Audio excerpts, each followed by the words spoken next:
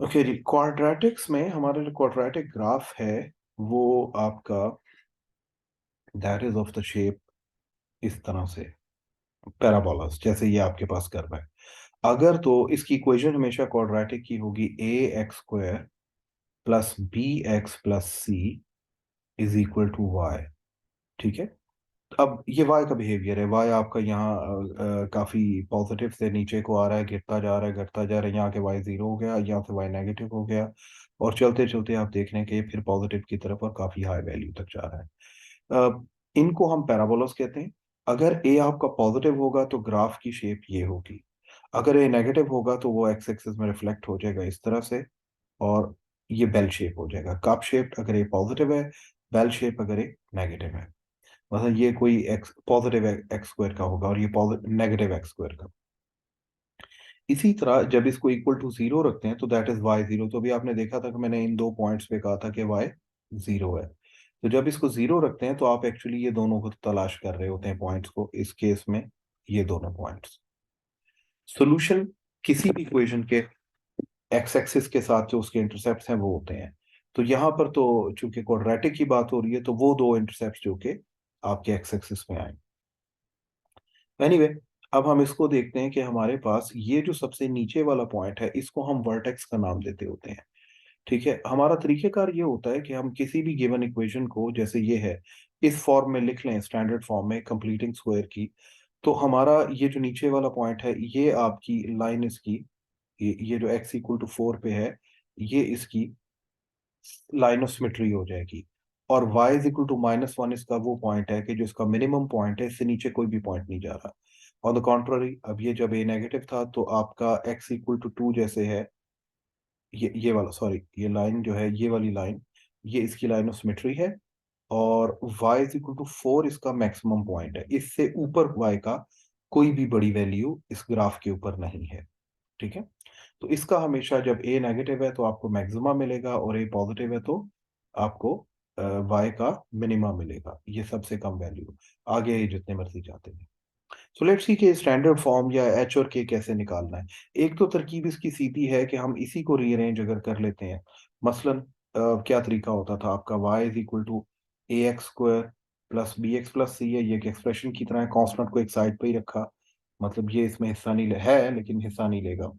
हम इन दोनों में से पहली दो टर्म्स में से ए कॉमन लेते हैं, तो एक्स स्क्वायर ने एक दिया तो एक्स स्क्वायर रह गया। और बी एक्स में जब हम ए देंगे तो ये बी ओवर ए एक्स रह जाएगा। इसी तरह अब ये जो अंदर वाली चीज है, इसका स्क्वायर कंप्लीट करना चाहते हैं, उसकी तरकीब ये होती है। अब एक्स स्क्वायर का कोएफिशिएंट तो 1 हो गया ना, तो आपका ए तो ये हो गया। अब यानी फर्स्ट टर्म, सेकेंड टर्म आपकी इसको हाफ करने से ऑब्टेन होगी। याद है coefficient of x divided by 2 करते थे, तो कोएफिशिएंट ऑफ एक्स यहाँ पर क्या है, वो है बी ओवर ए। तो जब बी ओवर ए को हाफ करेंगे तो बी ओवर 2 ए बन जाएगा। उसका स्क्वायर ऐड और सब्ट्रैक्ट होना चाहिए। ए बाहर उसी तरह x square plus b over a x plus, ये क्या है, b square over 4 a square. B square over 4 a square add किया और b square over 4 a square minus किया, ब्रैकेट क्लोज। बाहर वाला सी उसी तरह। अच्छा, अब जब ये ब्रैकेट से बाहर निकालेंगे तो ए के साथ ये तीन टर्म्स तो इसी तरह रह जाएंगी। X square plus b over a x plus b square over 4 a square, bracket close. ये बाहर निकलेगा तो माइनस का है, b square over 4 a square, मैंने लिखा नहीं, और ये a मल्टीप्लाई हो जाएगा इसके साथ, तो a एक कैंसिल हो जाएगा प्लस c। ये वाली चीज जो है ये आपका बन जाएगा x plus b over 2a, वो जो ऐड किया था इस सारे का होल स्क्वायर। बाकी जो है इसको सिंप्लीफाई कर लेते हैं, ये बचा था c, और ये क्या था, minus b square over 4a। आपको पता है टर्म कोई भी अलजेब्रा में पहले लिखे हैं बाद में लिखे हैं, उसके साइन का ख्याल रख लें बस। एलसीएम लिया 4a और 1 का, तो 1 4 a 4a, 4a into C, 4ac इधर से आया, और माइनस 4a एलसीएम तो बी स्क्वायर। तो आपके पास ये बचा 4ac minus b square over 4a। इसको अगर देखा जाए तो इसको a times x minus h whole square plus k, ये स्टैंडर्ड फॉर्म उसकी कहलाती है क्वाड्रेटिक इक्वेशन की। इसमें h ऑब्वियसली आप कंपेयर करें ऊपर वाले से, h is equal to minus b over 2a, और k आपका 4ac minus b square over 4a। तो मैं आप लोगों को इनकरेज करूंगा कि यहाँ जो भी इक्वेशन दी हुई है इसमें, जैसे ये है x square minus 6x plus 11।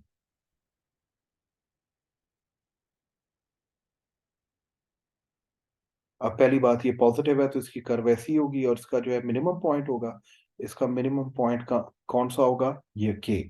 तो आपका मिनिमम पॉइंट होगा 4, ये है ना, ए ये बी ये सी ये, 4a that is 4 into 1, see that is 11, 4ac हो गया, माइनस बी स्क्वायर तो वो 6 का स्क्वायर हो गया, ओवर 4a।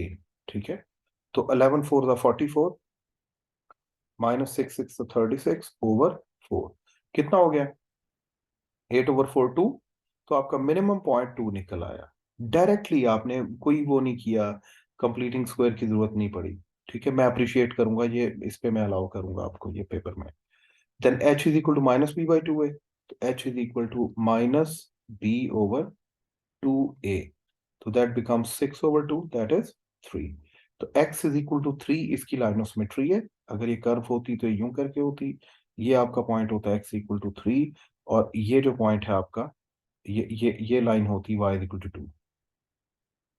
ठीक है, ये वाली हॉरिजॉन्टल वाली, वर्टिकल आपकी x इक्वल टू 3।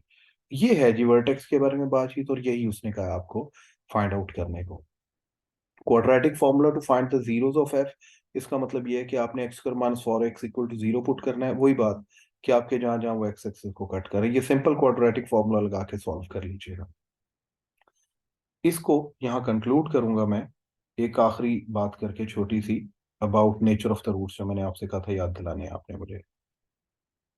हमने ये ऑब्जर्व किया कि हमारा जो फॉर्मूला है quadratic, that is saying us, telling us कि minus b plus minus b square minus 4ac whole over 2a। अच्छा, इसमें बी स्क्वायर माइनस 4ac को हम डिस्क्रिमिनेंट का नाम देते हैं, डिस्क्रिमिनेंट, मैं इतना ही लिख रहा हूँ स्पेलिंग इसकी, disc, which is b square minus 4ac। Why, अगर b square minus 4ac zero आ जाए तो क्या होगा, ये सारा जीरो हो जाएगा, और बचेगा क्या, माइनस बी बाई 2a। तो x is equal to minus b over 2a।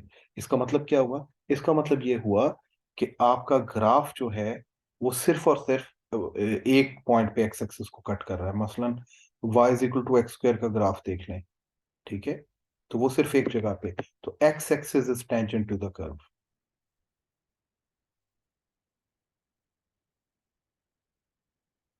Curve किसे कह रहे हैं, वही जो आपकी ये y इज इक्वल टू, वो जो भी आ रहे हैं इतने, मैंने एक मिसाल दी एक्स स्क्वायर की, ये केस वन था। तो आप कहेंगे ओनली वन रूट, या real and repeated roots, real and repeated roots. ठीक है, दूसरा आ गया।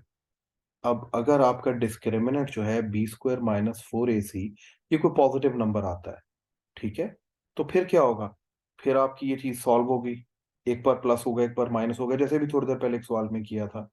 तो उस सूरत हाल में हमारे पास टू रियल रूट्स बनेंगे, that can be considered as this example, जिसमें आपकी ये दो जगह पे, इसमें आपका डिस्क्रिमिनेंट पॉजिटिव आएगा, ठीक है, और दो रूट्स आएंगे। तीसरी और आखिरी, कि अगर आपका डिस्क्रिमिनेंट डी या बी स्क्वायर माइनस 4ac अगर लेस देन जीरो है, नेगेटिव है, तो फिर क्या होगा, आपका रेडिकल साइन में वो एवेल्युएट नहीं होगा, कम्प्लेक्स नंबर आएंगे। आपने देखा, इधर निकाले थे हमने, ठीक है, कोई वो पिछले सवाल में किया था शायद, कि आपके जो, हाँ, वो कम्प्लेक्स रूट्स जो आए थे, तो वो आपके जो है ना आयोटा वाले, जी सॉरी वो पिछले लेक्चर में था जी, तो वो आपके नो रियल रूट्स। इस सूरत हाल में ग्राफ की शेप, अगर आप इसका ग्राफ प्लॉट करेंगे ना, तो अगर तो ए पॉजिटिव है तो फिर क्या होगा, वो सारे का सारा एक्स एक्सिस से ऊपर होगा। अगर ए नेगेटिव है तो सारे का सारा एक्स एक्सिस से नीचे होगा। मतलब there will be no intersection between x axis and the curve. इससे एक बड़ी इंटरेस्टिंग बात मिलती है कि आपके पास एक कर्व है क्वाड्रेटिक, और एक स्ट्रेट लाइन है, ठीक है, दोनों इंटरसेक्ट कर रहे हैं। ये लाइन है y is equal to m x plus c, और आपकी इसकी इक्वेशन वही a x square plus b x plus c है, ठीक है। ये कोई और सी है, इसे सी वन कर लें, m1 x प्लस सी वन। आप इन दोनों को जब इक्वेट करोगे, ये भी y है ये भी y है, तो m x plus c is equal to a x square plus b x plus c, है ना? इसको भी उधर ले जाएं तो a x square plus b x, ये उधर जाके माइनस एम एक्स, और प्लस सी, और माइनस ये सी वन, और इधर रह गया जीरो। इधर लिख लें इधर लिख लें, जीरो एक ही बात है। तो आपका अब ये क्वाड्रेटिक इक्वेशन एक नई बन गई, a x square plus b minus m x plus c minus c one. ये कोई और कांस्टेंट बन जाएगा, सिंप्लीफाई होकर, लाइक 4 - 2 3 + 1 वट एवर। ये भी कोई एक नंबर है, कुछ और बन जाएगा। अब ये ए, ये बी, ये सी, इससे डिस्क्रिमिनेंट निकालें, और यही वाले तीन चीज। अगर डिस्क्रिमिनेंट जीरो है तो इसका मतलब है कि ये जो लाइन थी ये उस कर्व के साथ टेंजेंट होगी, एक ही एक पॉइंट पे टच कर रही होगी। If D is equal to zero, तो वो लाइन कर्व पे टेंजेंट होगी।